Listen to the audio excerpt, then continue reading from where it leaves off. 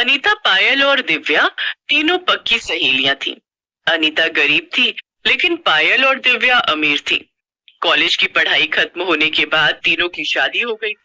शादी के बाद एक दिन दोनों अमीर सहेलियां गरीब अनीता के घर गई। तो क्या हुआ, जानने के लिए देखते हैं। गरीब सहेली के घर आई अमीर सहेलियां। अनीता, पायल और दिव्या की दोस्ती पूरे कॉलेज में मशहूर थी। तीनों की दोस्ती के बीच अमीरी और गरीबी की कोई दीवार नहीं थी। तीनों एक साथ एक बेंच में बैठकर लेक्चर अटेंड करती। लेक्चर खत्म होने के बाद, यार मुझे तो बड़ी भूख लग रही है, आज मैंने नाश्ता भी नहीं किया, चल कैंटीन चलते हैं, समोसे खाएंगे। हाँ चल चलते हैं, चल अनीता। नहीं यार तुम लोग जाओ, मुझे भूख नहीं है। अनीता, तुझे पता है ना कि हम तेरे बिना कुछ नहीं खाएंगे, अब बहाने मत बना, हमारे साथ चल। दिव्या और पायल अनीता को खींचकर कैंटीन ले जाते हैं। वहां तीनों समोसे और रोल खाते हैं। दिव्या और पायल रोज ऐसा करते थे। उन्हें पता था कि अनीता घर से कुछ खाकर नहीं आती है, इसलिए वो दोनों भी अपने घर से भूखे ही कॉलेज आते थे। अनीता को खिलाने के लिए दोनों उसे कैंटीन ले जाते। वहां तीनों जमकर खाते और पेमेंट की बारी एक दिन पायल की थी तो एक दिन दिव्या की। मैं कितनी लकी हूँ कि तुम दोनों मेरी फ्रेंड हो। भगवान करे सातों जन्म में तुम दोनों ही मेरी फ्रेंड बनो। अच्छा, अब ज्यादा सेंटी होने की जरूरत नहीं है, हमारी परीक्षाएं नजदीक आ रही हैं। तूने नोट्स तो बनाए होंगे ना? हाँ मैंने सारे नोट्स बना लिए, तो कल उन्हें लेकर आ जाना, हम दोनों फोटोकॉपी करा लेंगे। दूसरे दिन अनीता अपने नोट्स लेकर कॉलेज आती है। पायल और दिव्या उसके नोट्स का फोटोकॉपी करा लेते हैं। तीनों परीक्षा की तैयारी करने लगते हैं। कुछ दिनों के बाद कॉलेज की परीक्षाएं शुरू हो जाती हैं। अनीता पायल और दिव्या की खूब मदद करती है। परीक्षा खत्म होने के बाद तीनों सहेलियों की शादी हो जाती है। पायल और दिव्या की शादी शहर के सबसे अमीर घरों में होती है, तो वहीं अनीता की शादी एक गरीब घर में होती है। शादी के कुछ महीने बीत जाने के बाद एक दिन पायल ने दिव्या को फोन किया। हेलो दिव्या। हाय पायल, कैसी है तू? मैं ठीक हूँ यार, कितने दिन हो गए हम एक दूसरे से मिले ही नहीं। हाँ यार, हम तीनों कॉलेज में कितनी मस्ती करते थे। चल अनीता को कॉन्फ्रेंस कॉल में लेते हैं, फिर तीनों ढेर सारी बातें करेंगे। लेकिन हमारे पास तो उसका फोन नंबर ही नहीं है। कोई बात नहीं, हम उसके घर चलते हैं, उससे मिल भी लेंगे और ढेर सारी बातें भी हो जाएंगी। लेकिन हम उसके घर कैसे जाएंगे, हमने उसका घर देखा ही नहीं।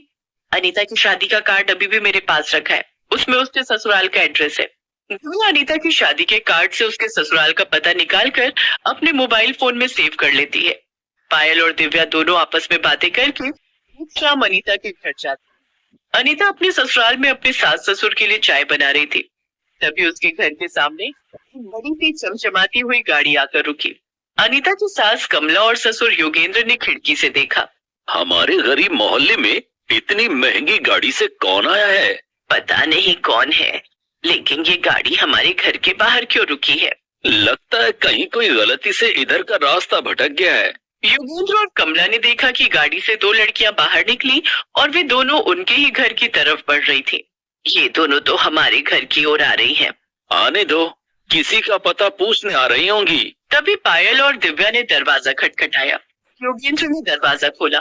आप लोग कौन है? पायल और दिव्या ने आगे बढ़कर योगेंद्र के पैर छुए और कहा, नमस्ते अंकल, अनीता यही रहती है ना? योगेंद्र पायल और दिव्या के संस्कार से काफी प्रभावित हुए। खुश रहो बेटी, अनीता यहीं रहती है। लेकिन तुम दोनों कौन हो? अंकल हम दोनों अनीता की सहेलियां हैं। मैं, पायल और अनीता हम तीनों कॉलेज में एक साथ ही पढ़ते थे।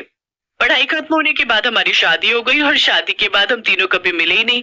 आज हमारा मन हुआ कि हम अनीता से मिलकर अपनी पुरानी यादें ताजा करें, इसीलिए यहाँ चले आए। आओ बेटी, तुम लोग यहाँ बैठो, मैं अभी अनीता बहू को बुलाता हूँ। पायल और दिव्या घर के अंदर आते हैं।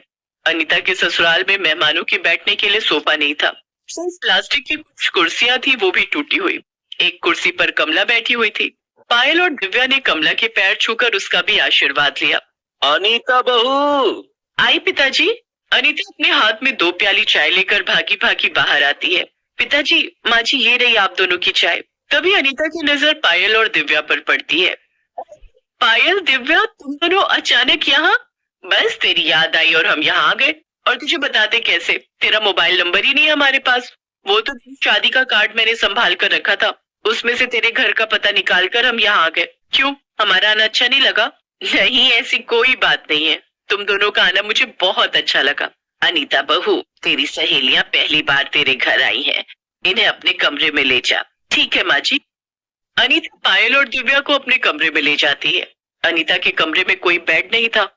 फर्श पर एक गद्दा बिछा हुआ था जिस पर एक फटी हुई चादर बिछी थी। अनीता को पायल और दिव्या की अमीरी के आगे आज अपनी गरीबी पर बहुत शर्म आ रही थी। पायल और दिव्या दोनों जाकर फर्श पर बिछे गद्दे पर बैठ जाती हैं। सॉरी यार, मेरे घर में कोई बेड या सोफा नहीं है। तुम दोनों ने आने से पहले बता दिया होता तो मैं कुछ इंतजाम कर लेती। हम तेरा बेड और सोफा देखने नहीं आए, हम तो तुझसे मिलने आए हैं। हाँ अनीता, तेरे घर में क्या है और क्या नहीं, हम दोनों को इससे कोई मतलब नहीं है। हम तो बस अपनी प्यारी सहेली को देखना चाहते थे, इसीलिए चले आए। तो शादी के बाद गायब भी हो गई, ना कोई फोन ना कोई मैसेज। यार, मेरे पति एक प्राइवेट कंपनी में छोटी सी नौकरी करते हैं। उनकी तनख्वाह बस इतनी है कि हमारा गुजारा किसी तरह चल जाता है। वो मुझे मोबाइल फोन नहीं दिला सकते। तीनों सहेलियां आपस में बातें कर रही थी कि अनीता के पति अमर घर आ जाते हैं। अनीता अमर को पायल और दिव्या से मिलवाती है। अनीता, शादी के बाद पहली बार तुम्हारी सहेलियां तुम्हारे घर आई हैं। इनके लिए कुछ अच्छा बना लो। चलो, मैं भी तुम्हारी मदद करता हूँ। नहीं जीजू, आप ऑफिस से अभी अभी आए हैं, आप आराम कीजिए। अनीता की मदद करने के लिए हम है ना। तीनों सहेलियां रसोई में चली जाती हैं। रसोई में टूटी हुई चाय की कप रखी हुई थी जिसमें अनीता अमर को चाय देती है। आज अनीता को अपनी गरीबी पर बहुत गुस्सा आ रहा था। चाय देकर जब वो वापस रसोई में आती है तो देखती है कि पायल और दिव्या सब्जियां काट रही थी। अरे तुम दोनों ये क्या कर रही हो? अमर अभी पनीर लाने जा रहे हैं, आज पनीर की सब्जी बनेगी। चाय पीकर अमर पनीर लाता है। अनीता रात के खाने में पनीर की सब्जी और चावल बनाती है। वाह अनीता, तेरे हाथ का खाना खाकर तो मजा ही आ गया। तेरे आगे तो बड़े बड़े शेफ भी फेल हैं।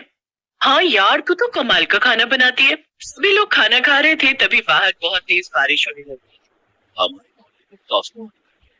और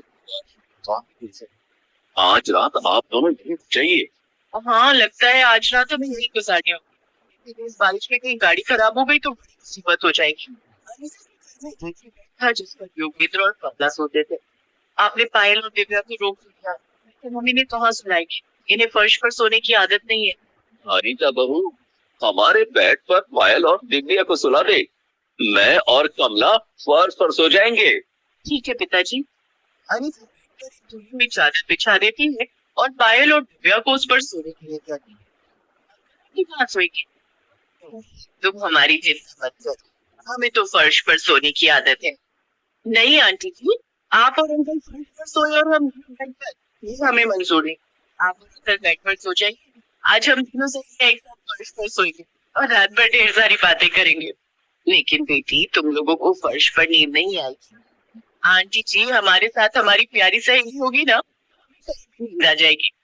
हम अनीता के साथ वक्त गुजारने आए हैं और अपने पुराने दिनों की याद ताजा करने आए हैं। उससे कोई फर्क नहीं पड़ता कि हम बेड पर सो रहे हैं या फर्श पर। योगेंद्र और कमला को पायल और दिव्या का ये व्यवहार बहुत अच्छा लगता है। तुम दोनों के व्यवहार से बिल्कुल भी नहीं लगता कि तुम दोनों अमीर हो और हम लोग गरीब। अंकल, हम दोनों पैसों से अमीर जरूर हैं, लेकिन आप लोग दिल से अमीर हैं। आप हमारे लिए अपना बेड छोड़ने को तैयार हो गए। घर आए मेहमान का आदर सत्कार कैसे करना चाहिए, इस बात का ज्ञान तो बड़े बड़े पैसे वालों को भी नहीं होता है। आज हम दोनों को यहाँ आकर जितने अपनापन का एहसास हुआ है, उतना हमें बड़ी बड़ी पार्टियों में जाकर भी नहीं होता। अनीता ने पायल और दिव्या को गले से लगा लिया। तीनों सहेलियों ने एक साथ फर्श पर रात बिताई और खूब बातें की। जाने से पहले पायल ने अमर से कहा, जीजू, मेरे पति को उनके बिजनेस मैनेजर की जरूरत है और मुझे लगता है कि आपसे अच्छा और कोई नहीं हो सकता। आप अभी मेरे साथ मेरे घर चलिए। पायल अमर को अपने साथ घर ले जाती है और अपने पति के बिजनेस में उसे मैनेजर की पोस्ट दिला देती है। इस तरह अनीता की गरीबी भी दूर हो जाती है